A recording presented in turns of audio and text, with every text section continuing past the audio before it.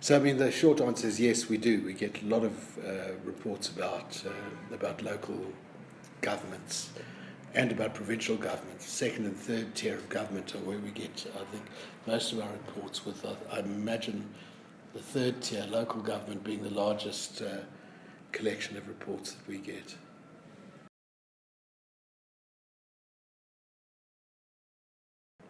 I mean, lucky you'll help me here, but I think that the usual complaints, I mean, procurement issues are big issues at local government level, appointment issues and nepotism in appointments are big issues. Mm-hmm. And then there are some general, mismanagement,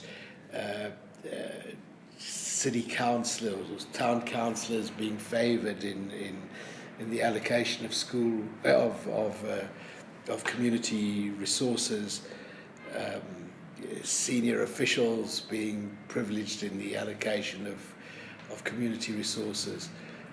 There are also people are sometimes also confused about what local government, understandably confused about what local government's responsibilities are. So a lot of the complaints we get about housing allocation would be directed at local government, even though it's strictly speaking, I think, still a provincial responsibility, housing allocation. But we get the full sort of range of basically service delivery. We get a lot of complaints about inadequate service delivery, and people believe that that's a function of corruption entirely. I mean, it often is, but it's not always a function of corruption. We get a lot of complaints about service delivery.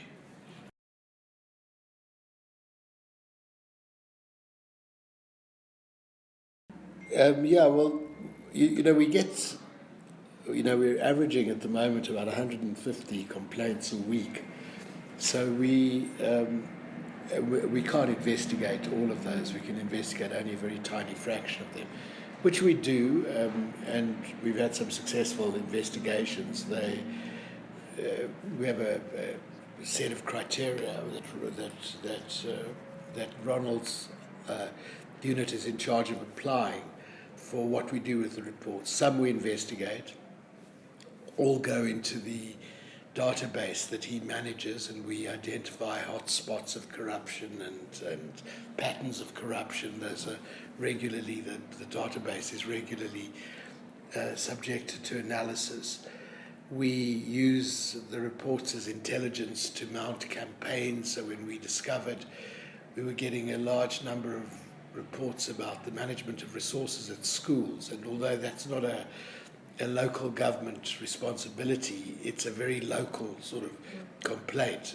A lot of reports of school mismanagement and school. I remember you guys released a very comprehensive report. Yeah. And so, we started, when we saw that, at the beginning of what we were doing, we mounted a schools campaign where we specifically went out and asked people to tell us what their experiences were with the management of school resources. And so we've gotten a large number of reports there. We develop ideas about policy initiatives. We engage with the departments, in the relevant government departments, whether that's a city council or a school governing body or a local district education office. So there are a variety of ways in which the reports are treated. I mean, most important, we make public the way we treat the reports. I mean, the idea is to demonstrate to people that even if we can't investigate all of them, that all of their reports kind of count in the work that we do. Yeah, the reports also help us to create a conversation with authorities. So after we look at the trends and the hotspots that have been reported to us from the reports, we're able to approach either municipality and say to them, look, this is what people are complaining in this particular municipality. Here are the trends and the hotspot of how corruption happens here. And the national organization, it allows us to say to them, let's talk about how together we can fight this form of corruption in your municipality.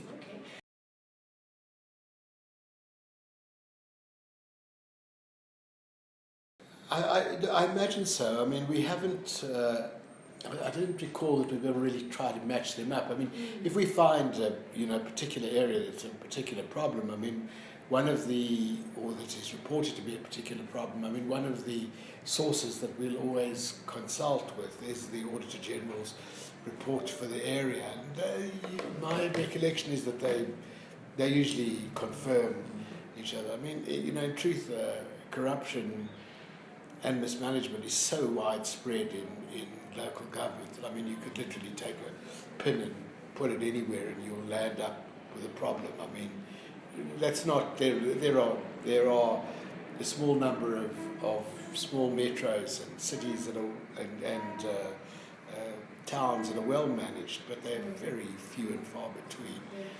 I mean, we've long wanted to do, which is why I think your project is a nice project, we've long wanted to do a project that would have us comb through the Auditor General reports and then identify, which I'm sure would be hugely numerous, identify areas in which no action has been taken. And, if we had the resources, we would do something along those lines, because I think the Auditor General's reports are very valuable.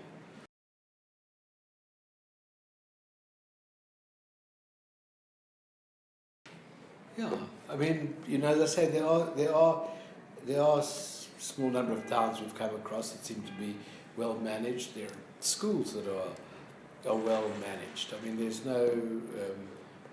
no question about that. But they are too few in number.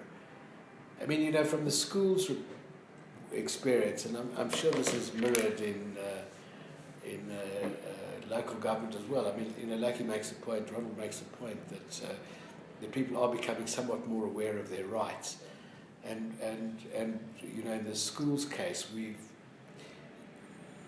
purposely gone out and not only exposed corruption, but we've engaged. I mean, he works with school governing bodies all the time and try to tell them what their rights are. And once people realise what rights they have, they feel generally much more empowered to assert them. When they don't, they assume they're not entitled to know what the school budget is, or they're not entitled to get an audited report, or whatever the case may be. They're not entitled to choose their own school governing body members. And so, but once they're told it, they do so. And I think that is a pattern that we're beginning to see, that people are beginning to understand a little better what rights they have. And they often show enormous maturity in dealing with them, like in the schools context. And where people are assertive of their rights, where they've, as we've seen happen in the schools case quite often, where they've weeded out really bad influences, sometimes got the department to fire or transfer principals who are involved in corruption, then you do see a much better management practice.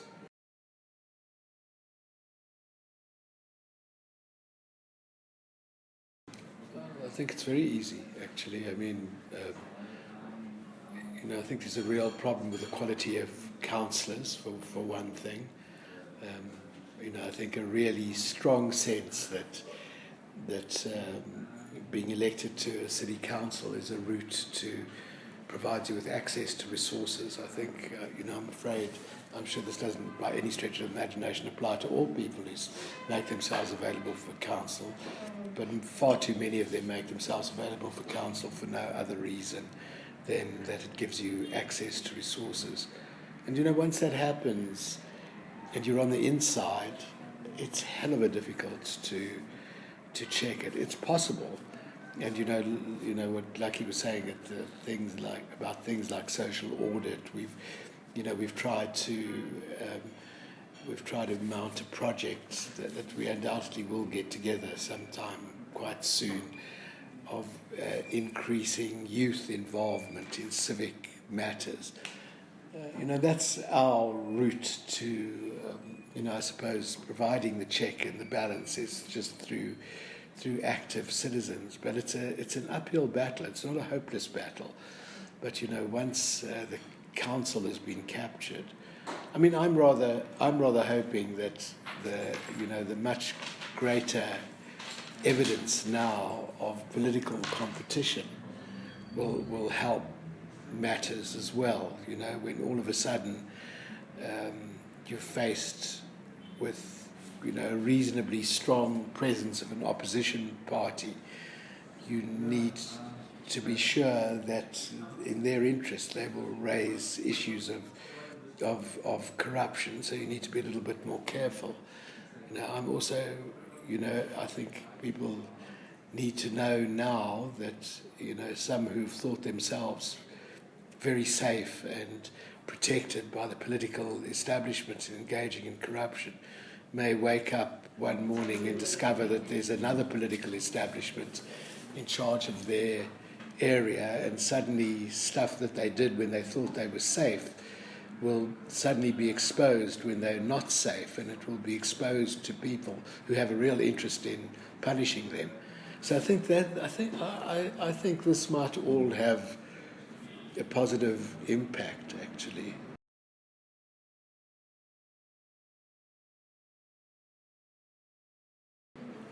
Well, it is overwhelming because it's a business where you depend on the trust of the public to really engage with you on issues that are affecting them. And if you are not going to be able to provide solutions immediately, it really hampers on the work that you do. And I think in most cases, what we've been seeing in the past is lack of consequences for corrupt individuals, especially those who are politically connected and occupying positions of power, especially in these municipalities. For those who are not involved in corruption, get in touch with you reporting it, and they want to see consequences because you are Corruption Watch. Can you act now to make sure that that doesn't happen? And then when you look at it from their point, they've got a serious point to say, let's deal with this thing. But us being an NGO, that has to be very strategic in how we select cases that we're going to investigate. We're not going to be able to investigate each and every case. And the setback is also where we have conducted a successful investigation. We do not hire and fire. We're living in a country governed by laws. So it means we must still go back to the municipality and say, look, one of our officials is corrupt. Do something about it. So we might have acted swiftly, and then the whistleblower is satisfied with the process, but now it means the organization getting into a squabble with the municipality or a government department to do what they're supposed to be doing, which is to hold that particular person accountable. And I'm telling you, it put a strain on the whistleblower and on us as well, because we are in the business of fighting corruption, and we want to see success in that as well.